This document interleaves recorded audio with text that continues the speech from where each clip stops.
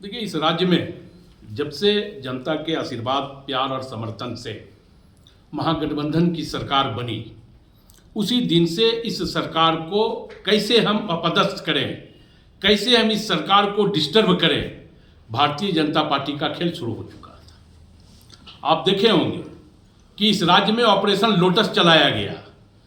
जब हमारे तमाम माननीय विधायकगण इस ऑपरेशन लोटस को कुचलने का काम किया, तो अब ईडी को आगे कर दिया गया।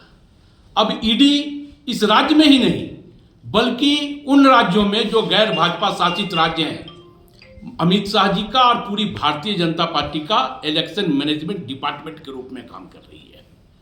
तो अगर ईडी पूरी भारतीय जनता पार्टी का इलेक्शन मैनेजमेंट डिपार्टमेंट के रूप में अगर काम कर रही है, तो स्वाभाविक तौर पे इस देश की और इस राज्य की जागरूक जनता इस बात से वाकिफ भी हो रही है। और हमें लगता है कि बाबूलाल जी का जहां तक हम सवाल करें, तो बाबूलाल जी भारतीय जनता पार्टी में एक आयातित नेता के रूप में जाने जाते हैं। और जो आयातित नेता हो, वो अपनी पार्टी में स्थापित होने के लिए इस प्रकार का अनगढ़ बयान भी देते रहते हैं। क्योंकि कभी बाबूलाल जी ने कहा था कि हम कुतुब मीनार से कूद जाएंगे लेकिन भाजपा में नहीं जाएंगे। तो चूंकि अब वो फ्यूज बल्ब साबित हो रहे हैं, जो अपने समाज पर हुए अत्याचार पर निंदा नहीं कर सकते। मणिपुर की घटना ले लें या मध्य प्रदेश की घटना ले लें, बाबूलाल जी उसी समाज से आते हैं, लेकिन एक निंदा का शब्द भी बाबूलाल जी के मुखार बिंद से नहीं निकला। तो आप समझ सकते हैं कि बाबूलाल जी की असली असलियत क्या है। तो अब जो फ्यूज बल्ब को भारतीय जनता पार्टी अपने घर में प्रमुख बना के रखी हो, तो हमें तो लगता है कि अब पूरी भारतीय जनता पार्टी में वास्तु दोष का प्रमुख कारण अगर कोई बनेगा तो वो व्यक्ति बाबूलाल मरांडी होगा।